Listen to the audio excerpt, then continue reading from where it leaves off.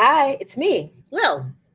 I know, I've been gone for a hot minute, but it's only because I've been here, there, and everywhere, living life, checking out all corners of this great country on her 250th birthday. Well, the old girl is showing some signs of wear and tear, but we still believe in the dream of America. So, where was I?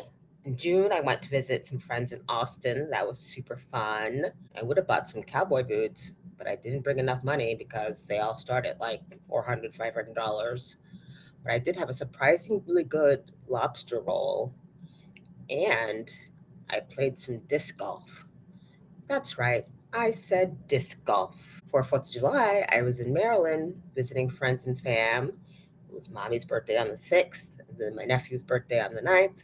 So we celebrated both. And you know that means there's Moments with Mommy segment coming up. But before all that, we'll talk about the recent Emmy nominations that came out. We'll go left stage with Lil, talking about Classical Theater of Harlem's brilliant production of Othello. We'll do some Lil's Lights Camera Action. I do have one retraction to announce, and I'll even give you an update on Lil's love life. So let's start with a look at the Emmy nominations. The Pit got the most nominations with 25, and then Hacks, one of my favorite comedies, was close behind it with 24 nominations, and Widow's Bay, which is a newbie, 19 nominations. Now, let's start with Outstanding Comedy Series. We have Abbott Elementary, which I love but never watch. The Bear, which I couldn't get into and is not a comedy. Hacks, which I think is one of the best comedies of recent times. Marco's Got Money Troubles, which I haven't watched because Apple TV. Nobody Wants This on Netflix, which I thoroughly enjoy. Only Murders in the Building, which I also enjoy, but I'm still at like season 2 or something. Shrinking, which I did watch some of when I had an Apple TV free trial, but once again, wasn't good enough to make me want to actually subscribe to Apple TV. And then finally, Widow's Bay, which I was able to catch a few episodes of watching at a friend's house who has Apple TV. If I was an Emmy voter, my pick would be Hacks. As I said, it's one of the best comedies of recent time. Every season, it got funnier and funnier and tighter and tighter. This season, there were some episodes where I had to keep pausing because I was laughing so much. And this happened frequently, which is the reason why I'm still trying to get through the penultimate episode. And then the next episode will actually be the series finale episode. I'm hearing talk of a spin-off. That could be interesting if it's done right. In the outstanding drama category, we have The Diplomat, which I only watched season 1 of, but it was good.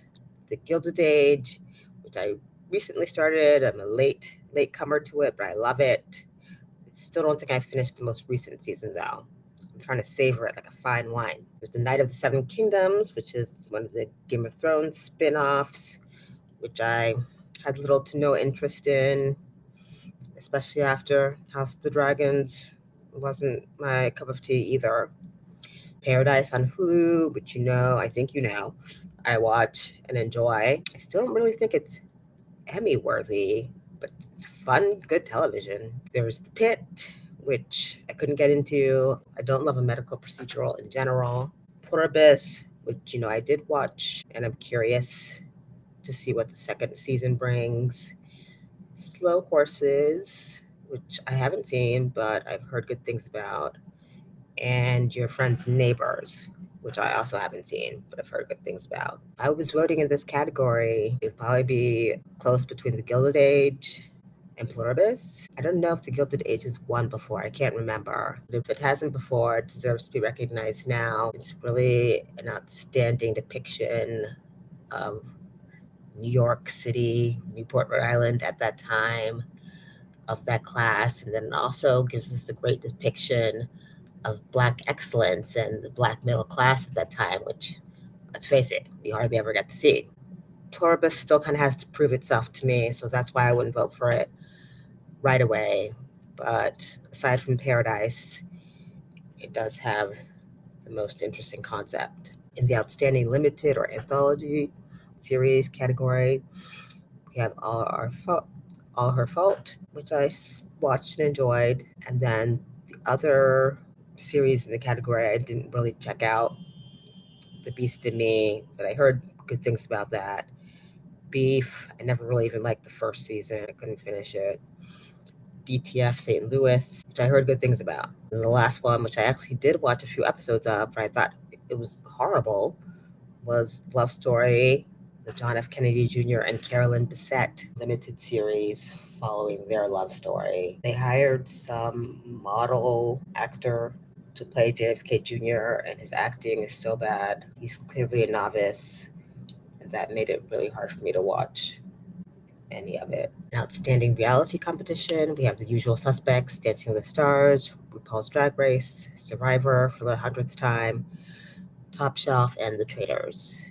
You know, I love Drag Race, but like many of us fans, we felt that the production has gotten a little heavy-handed in recent seasons. Traitors is still fresh and enjoyable and fun and frustrating. And Alan Cumming is just the best eccentric reality TV show host there is. Yes, even more eccentric than RuPaul. So I'd go with The Traitors. The other categories, nothing really of note. It's a lot of the usual suspects. New folks with nominations include Matthew Rhys for Widow's Bay, Yahya Abdul-Mateen II for Wonder Man, and lead actress in a comedy category. It's all the usual suspects, except for Elle Fanning with Margot's Got Money Troubles, and Lucy Kudrow, is an oldie but a goodie, is returned with her new season of The Comeback, which I am dying to watch. Nothing really exciting in lead actor in a drama series, except for Mark Ruffalo was nominated for Task on HBO, which I've never even heard of. In the Outstanding Lead Actress in a Drama category, we have Carrie Coon for The Gilded Age, Chase Infinity for The Testaments, that's a new entry, Kerry Russell for The Diplomat, Ray Seahorn for Pluribus, and my personal favorite, and this is where my retraction comes in, Zendaya for Euphoria. I think a couple episodes ago, or when I reviewed the drama, I said that something crazy like Zendaya is just an okay actress. Take it all back because I forgot about her outstanding work on the HBO series Euphoria, where she plays the teenage drug addict named Rue. The performance is so powerful, so visceral, so raw. She's not afraid to make herself look ugly, even though she's like a beautiful woman in real life.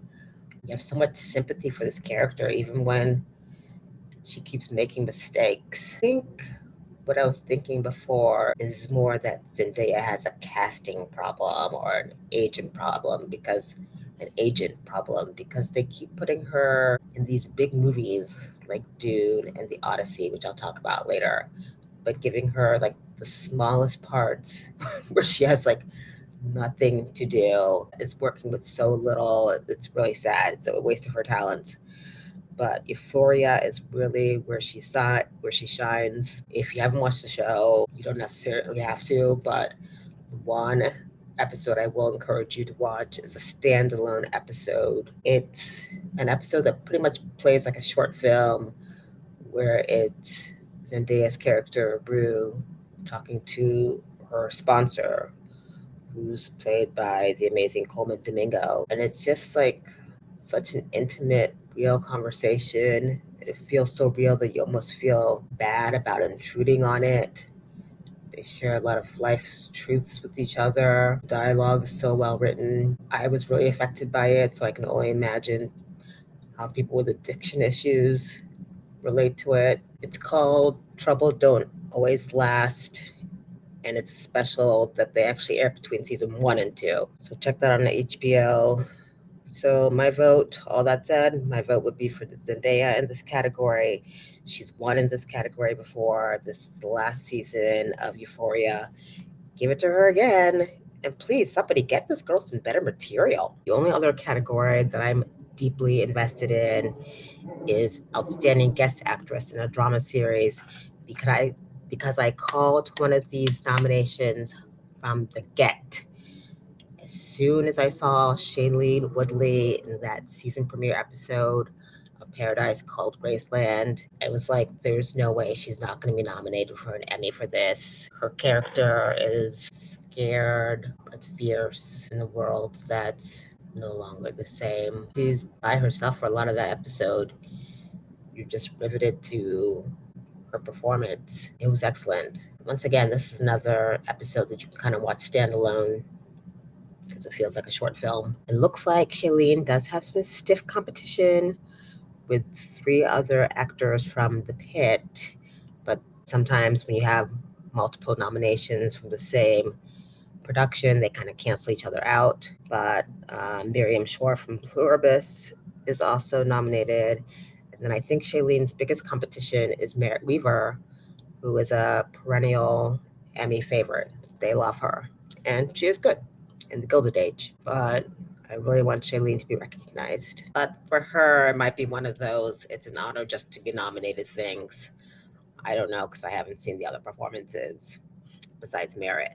Moving on to Left Stage with Lil, I've really failed you guys here because a couple of these productions that I've seen recently were really good, but they have all since come and gone. I'm going to tell you about them anyway, in the off chance that they ever come back, which actually did happen with the first production I saw, which is National Asian American Theater Company's production of Henry VI, a trilogy in two parts, which was first staged in 2018. And this recent remounting was done at the Public Theater. And I have to say, it's just as strong as it was in 2018. Shout out to my homie John Norman Schneider, who plays Henry VI, Teresa Viva Lim, who plays Margaret. Excellent. Do some interesting things with the costumes and the lightings, but it is 6 hours long with a meal break. So that's a big commitment for anyone. You pretty much have to be a Shakespeare stan, sit through all that, which it seemed like one guy in the audience who I spoke to was some kind of Shakespeare scholar. He was like, you never get a chance to see Henry VI on a bridge like this. I was like, oh, yeah.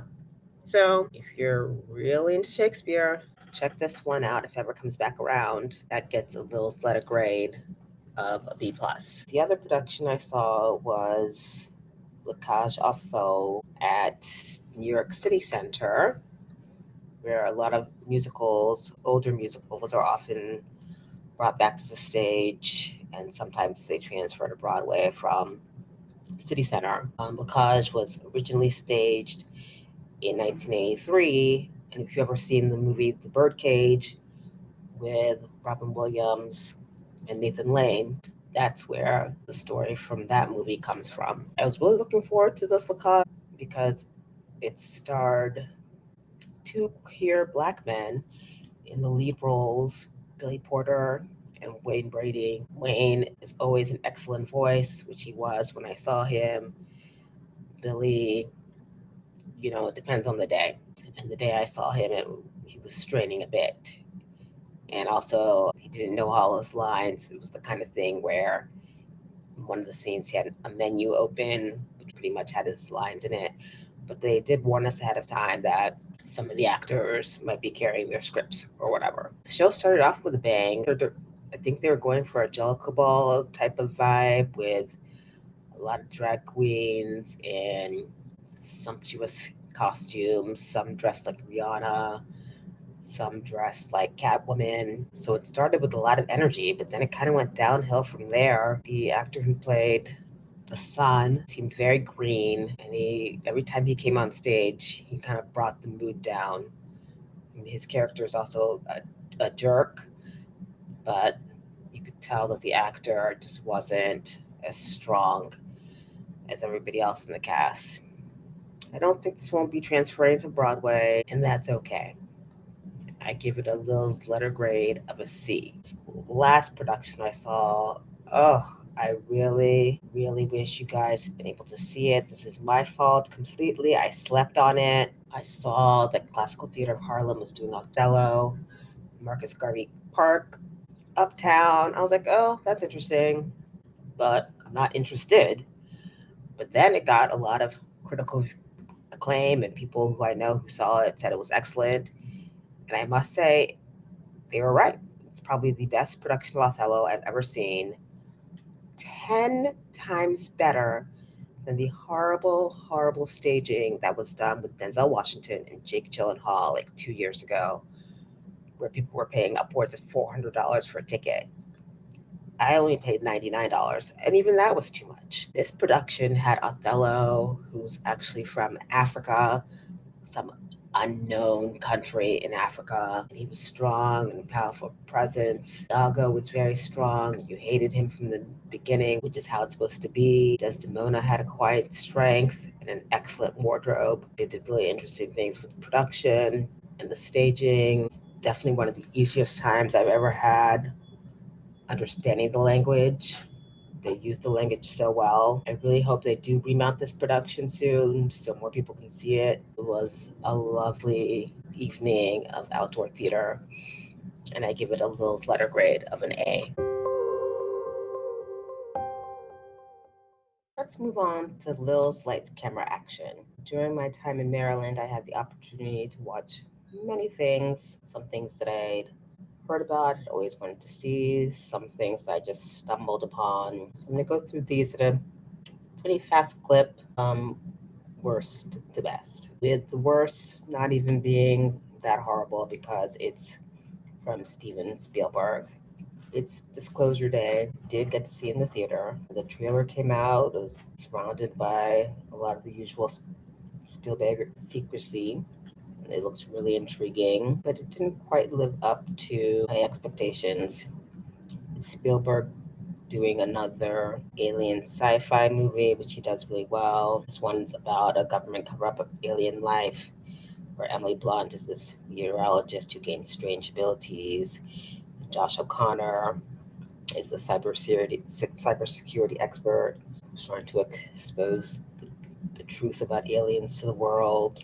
And he's being pursued by men from the corporation or whatever who don't want him to reveal the truth. Their leader being played by Colin Firth. Emily Blunt was really good in it. Josh O'Connor was solid. I thought it was interesting that it started with little to no exposition and goes right into the action of Josh O'Connor's character trying to escape the quote-unquote bad guys. And then it's an interesting adventure from there. The dialogue and pacing are a little wonky, and it's a fine addition to Spielberg's alien oeuvre. It's a great fun watch. You can watch it with family, but it's certainly not his best work. I give it a Lil's letter grade of a C. The next movie, which I also saw in theaters, was Toy Story 5, which, as the name suggests, is the fifth installment the Toy Story franchise. Here we have the old toys finding their place usurped by new technology. A smart tablet named LilyPad is kind of taking over their kid's life and taking her away from the imaginative play that she has with her more analog toys. It was fine. There wasn't that much Woody and Buzz in it, which I guess I wasn't expecting. There was a lot more of Jesse. He was the main protagonist in this version. For some reason, I was imagining this would be more of like an episode of Black Mirror that really drives home the dangers of technology, and it'd be enough to scare the kids into never using an iPad again. But yeah, this is Disney, so of course it wasn't like that. It was perfectly fine, pretty innocuous. Do you need to see it? No. But it's a fine one to watch with the kids. At this point, shouldn't they just make Toy Story series? A television series. Anyway, that gets a Lil's letter grade of a B minus. Next movie is one that I stumbled upon. I think I saw it on some Vulture or somebody's listicle of best movies with a plot twist or something like that. And I saw that it was streaming on some platform that I never heard of called Fossum. And it had Elizabeth Moss, who was always pretty solid, and Mark Duplass as the leads. So I was like, let me check it out. I was intrigued. It's called The One I Love, like the REM song. It's about a married couple whose therapist encourages them to go on a retreat to work out their issues. The guest cottage of the house where they're staying in, they encounter these kind of alternate doppelganger versions of each other. Duplass's character, Ethan, is the first one to meet the doppelganger of his wife, Sophie, and then Sophie encounters Ethan's doppelganger, and they both start to develop feelings for their doppelgangers, who are seemingly the ideal versions of their mates that they wish they had. It gets a little crazy towards the end, but it's definitely an interesting watch. It would provide some good conversation for any couple at any stage in their relationship. I give it a little letter grade of a B plus. Okay, you know I love my horror, so the next couple ones are three three horror flicks. First one is The Ugly Stepsister, which came out last year. It's a Norwegian production, and it tells the story of Cinderella, but from the point of view of one of her stepsisters who goes through great lengths to try to win the heart of the prince. There's body horror, but it's not as gruesome as I thought it was going to be. The actress, Ren, who plays Elvira, is very strong, and she's makes Elvira a sympathetic character. It got an Oscar nomination for Best Makeup and Hairstyling. It feels kind of slow in parts and could use some editing. But overall, it's an interesting take on a classic story. I give it a little letter grade of a B. The next horror movie I saw was Hokum, which came out earlier this year. I missed it in theaters, but it's streaming now, and I finally got a chance to see it. I'd heard good things about it, so I was interested. It's about a writer played by Adam Scott who goes to this Irish inn that his parents went to for their honeymoon to spread their ashes. While he's there, he hears tales from the locals about a witch that might be haunting the honeyroom suite at the hotel. The movie does a really good job of creating spooky atmosphere, and it's held together really well. A very effective performance from Adam Scott, who is in everything, usually playing the nice guy. In this, his character is a complete asshole. Not devious or despicable or anything, but just an asshole, just rude and a little uncaring. But he does it really well. It's not that many jump scares, and it's kind of creepy, but not really scary. There's redemption at the end of the movie, so that made it satisfying. It's definitely worth checking out. I give it a little letter grade of a B. Now, the last horror movie I saw was so excellent. I feel like it's going to go down in the annals of queer horror cinema. That's right. I'm talking about Leviticus. It's about these two teenage boys living in a remote Australian town where everybody's very religious. They find out that one of them is gay, and they try to do this, I don't know, religious conversion therapy on him, and it produces this demonic entity that looks just like the boy he's in love with. And then the same happens to the other teenage boy in the movie. So unsettling, so suspenseful, because you never really know which version of them you're looking at. You're just really riveted to the story from beginning to end. Joe Bird, who plays Nam, the lead boy, gives an excellent performance. Vasquez may remember her from the live action Alice in Wonderland, which feels like it was just yesterday, but apparently she's playing moms already now. She's named Mom and gives a great supporting performance as well. The ending leaves you wondering, thrills and scares are just enough. Yeah, and like I said, definitely one of, if not the best queer horror movies I've ever seen. Right up there with I Saw the TV Glow and Let the Right One In. Definitely check this out. It's currently still in theaters, or you can rent it on Prime, and it's Definitely worth the $15, but you can wait until it's streaming for free. I give it a little letter grade of an A. Now, save the best for last. It's the movie that we all have been waiting for more than a year now. Christopher Nolan's film adaptation of Homer's epic poem, The Odyssey. I'm going to start off right off the bat by saying this was an excellent film. It's filmmaking at its finest in all areas, and I believe it will be recognized in many categories come Oscar time. Always loved Christopher Nolan. Inception is my favorite movie of his. I also love Memento, but like as he's grown as a director, his vision has grown, and that's why it makes sense that he was the one who could tackle something of this gargantuan proportion. And he does it really well. He's the Cecil B. DeMille of our time. The movie is action packed, tugs on your heartstrings at times, makes you laugh at times. All the actors work so well together as an ensemble. Nobody really shines that much over the other. Some of the actors are used in parts that aren't befitting their talents. Lupita Nyong'o as Helen of Troy. She's given very little to do, but she's Lupita Nyong'o, so she does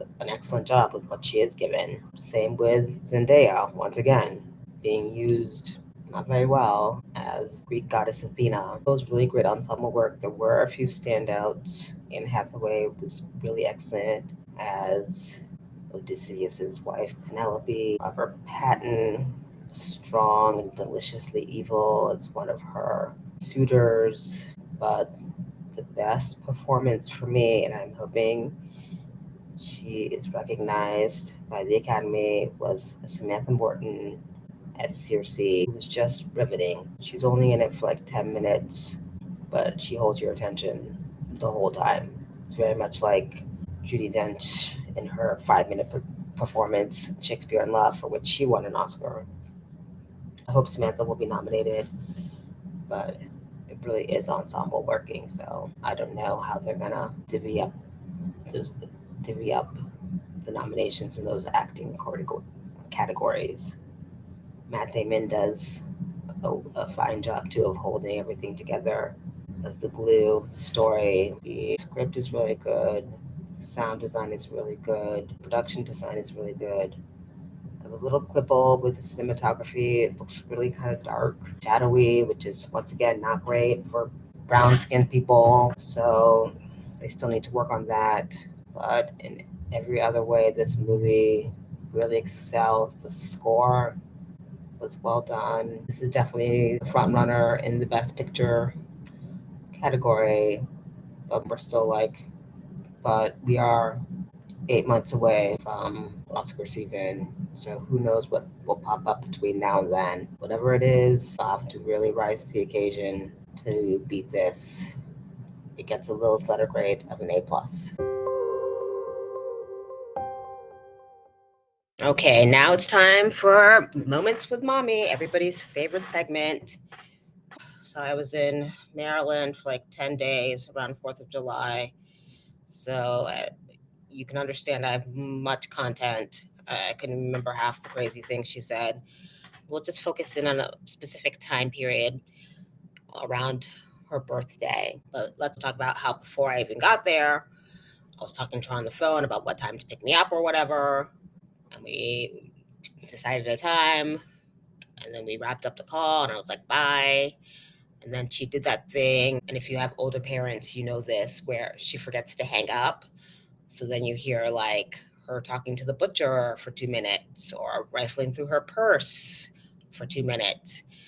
My favorite is when I get voicemails like that. This time I was like, hang up. I was screaming, hang up. And she was like, I can't. And I was like, why? And she was like, because click.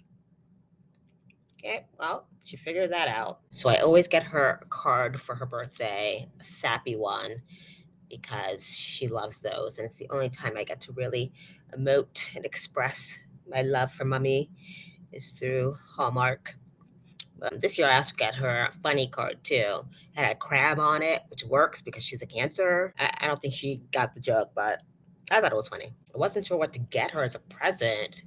For a minute there, I wasn't sure I was going to get her anything at all because I was in her room one day looking at her vanity and I see this Tiffany blue box, which I knew was the perfume that I got for her a couple of Christmases ago after she demanded I get it for her. I opened the box and it looks like the bottle has barely been touched. And I'm like, "Hey, do you use this?" And she's like, "Sometimes." I was like, "It looks like it's never been used." She was like, "I don't like the smell anymore."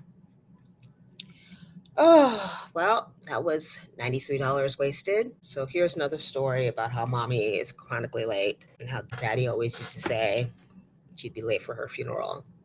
In the morning, I'm like, "What time are we going to church?" And she's like, "We should leave like around 3 p.m." I was like, "Great." 2:45, I'm ready to go. 3 comes, then 3:30, she's still not ready. I'm pretty sure we left the house at like 3:50. My favorite part is when she screams, "Okay, get ready. Are you ready? I hope you're ready because I'm leaving now." Like right before we leave. I'm like, I've been ready. Anyway, so this kind of gives you an idea why she was fired from her volunteer job as an usher at St. Peter's Church because she showed up like halfway through the sermon. It's ridiculous. Anyway, so we're driving to church and I'm telling her about how my brother didn't invite us to his 4th of July barbecue. And I'm like, "Isn't that crazy? Like, why would he do that?" And she's like, "Well, people can do what they want. They have their own will and priorities. Everybody should be able to do whatever they want." I was like, "Really? I don't think that works in this kind of situation." But whatever, I let it go. And we start talking about planning the birthday celebrations for her and my nephew. And I was like, "Oh, yeah, well, I talked to him. He's not sure what he's doing this weekend. He might want to hang out with his friends." And she was like, "What? He wants to hang out with his friends? No, he has to hang out with us. He has to go to dinner with us." I was like, "Whoa, whoa, whoa, whoa, back up. A minute ago, you just said people have free will and they can do what they want. Now, my nephew is required to come out with us on his birthday?" Gee. Otherwise, the trip was pretty fun. We got on well enough. We did have another recent conversation where we were talking about the plans for my aunt's 80th birthday party and how my cousin had started a group chat to plan for it. And she was like, "Is your brother on it?" I was like, "No, he doesn't have WhatsApp. Besides, I'm pretty sure he wouldn't be able to pick Auntie Dorcas out of a lineup." She was like, "What do you mean by that?" I was like, "Do you know what a lineup is?" She was like, "It's like when people agree on things." I was like, "No. A lineup is what the police use when they're trying to find somebody who's committed a crime. They put the suspect in a line with other criminals so the victim can identify them." And she was like, "Well, what does Auntie Dorcas do?" Uh, yeah, you can't make this up. Anyway, I'll leave you guys with a little bit of a cliffhanger on Lil's love life. So you guys know I've been seeing that guy for a couple months now. We can call him Theo because he grew up in a brownstone in Brooklyn. His dad's a doctor, so he's basically Theo Huxtable. So things have been going on pretty honky dory. He had like some annoying habits that I let slide, but one one time it got super annoying and made me really upset, which made me realize I should have told him a long time ago that this annoys me. He called to apologize right after it happened, and he said he'd call me tomorrow, the next day. I sent him a text letting him know very clearly, in no other terms, that I was very upset by what had happened. I got no response to that and no call the next day as he promised. So at this point, I'm like, it's over, done, donezo. But then the following day, he did send a very nice, thoughtful, long, apologetic email. And at that point, I was still like, sayonara, sucker. I'm not dealing with this anymore. But then I read the text message to Ray, and he told me to slow my roll a bit. As you guys know, I'm impulsive Ilian, and he's rational Ray, so I need him to talk me down from things sometimes. And he was like, before you go nuclear and break things off, why don't you just hear him out, see what he has to say, ask the questions you've always wanted to ask, be clear about your boundaries. I was like, okay, you make a good point. So I'll be talking to Theo soon, and I'll let you know how it goes. Bye for now.